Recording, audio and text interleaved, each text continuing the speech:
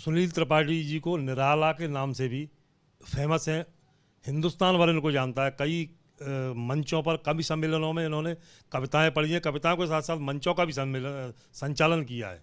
उस संचालन में हिंदी के लेकर के खास इनका प्रभाव रहा है, जोर रहा है कि हिंदी कैसे भी ऊपर जाए, हमारी भाषाई जो ज्ञान है वो ऊंचा हो लोगों का। तो कविता के माध्यम से आप कब से कविता में आए और कैसे कविता आप मंच तक पहुँचे?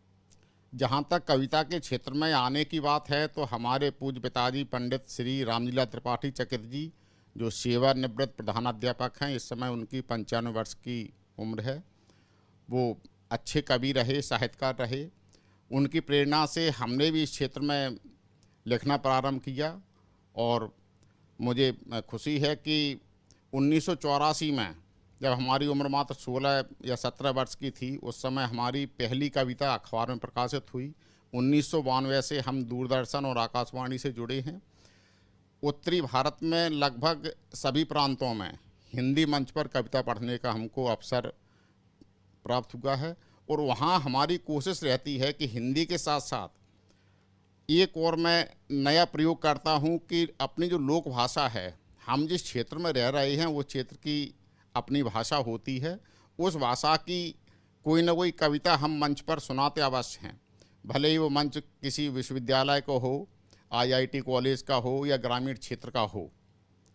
एक लोक भाषा की कविता, और मैं सभी हिंदी के कवियों से भी अनुरोध करता हूँ कि आप मानक हिंदी लिखें, उर्दू निष्ठ हिंदी लिखें, किसी भी भाषा में लिखें, लेकिन आपकी जो मूल भाषा है, आपकी जो लोक भाषा है, आपकी जो मातृभाषा है, उसके विस्तार पर आपका ध्यान केंद्रित होना चाहिए। खास करके जो बुंदेली भाषा है, भिंड भदावर की भाषा है, इसके शब्द बड़े गहरी मार करने वाले होते हैं। इनको बोलकर के आप मंच से देखिए, लोग आपके मुरीद हो जाएंगे, आपको सुनने के लिए लालायित रहेंगे। तो बुंदेली भाषा, अपनी लोक भाषा का प्रचार प्रसार भी अत्यंत आवश्यक है और मेरा प्रयास रहता है कि प्रत्येक मंच पर, चाहे वो अखबार के माध्यम से प्रकाशन हो अथवा अखिल भारतीय मंचों पर कविता पाठ हो अथवा संचालन करने का मुझे जब भी अवसर मिलता है, तो मैं अपनी मातृभाषा को, अपनी लोक भाषा को प्रथम पायदान पर रखता हूँ। आपने कहा कि आप स्थानीय भाषा को प्राथमिकता देते हैं, काफ़ी मार करने वाली है यहाँ की चंबल की जो भाषा है। आप कोई ऐसी एक कविता सुनाएं चंबल की भाषा की जो आप लोगों को अट्रैक्ट करती हो? तमाम भाषाएं लिखी हैं, भिंड भदावर बुंदेलखंडी भाषा का उसमें मिश्रण है। चूँकि हम जिस क्षेत्र में रहते हैं, एक तरफ हमारी ब्रज भाषा है जो मुरैना मथुरा से होकर के यहाँ तक आती है, दूसरी तरफ बुंदेलखंड है, इटावा से भी हमारा क्षेत्र जुड़ा है, जटवारी से भी जुड़ा है। लोक भाषा की हमारी एक कविता बड़ी प्रसिद्ध है और मैं चाहता हूँ कि उसकी वानगी आपके सामने प्रस्तुत की जाए। आप खुद देखेंगे उसका कितना प्रभाव होता है, उसका एक एक शब्द पूरा मानचित्र बना देता है। जैसे कि आप देखिए कि कविता है बारे दद्दा। बारे दद्दा एक नायक है, एक प्रतीक है। उन विसंगतियों का रेखांकन इस कविता के माध्यम से होता है जो समाज में व्याप्त हैं, और जो बड़े लोग हैं, जो प्रभावशाली लोग हैं, इनका जो कार्य है उसको रेखांकित करते हुए हमने ये कविता लिखी है कि बारे दद्दा, बारे दद्दा, बाबा रे दद्दा, और फटी फटाई दरी कल तक, और आज गद्दा, बारे दद्दा।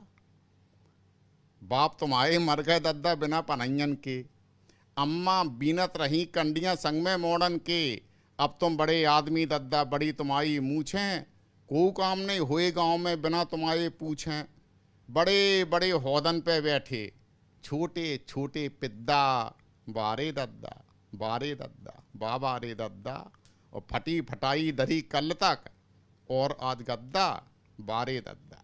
इसका एक बंद और देखें आप कि लोकतंत्र के जलवे देखो खावें गधा पंजीरी, लोकतंत्र के जलवे देखो खावें गधा पंजीरी, कांदी हती करम में जिनके तिनको मिली बजीरी, को बने सरपंच विधायक, को जिला पे जम गए, और ढीलो कुर्ता पहन पहन के सबई पोल में उड़ गए, नौकरियन से लगे सबई सब घर के कुल के सारे, जीजा फूफा मामा सबके हो गए बारे न्यारे, नौकरियन से लगे सबई सब घर के कुल के सारे, जीजा फूफा मामा सबके हो गए बारे न्यारे, और दारू को ठेका सारे पे, टोल टैक्स मैया पे।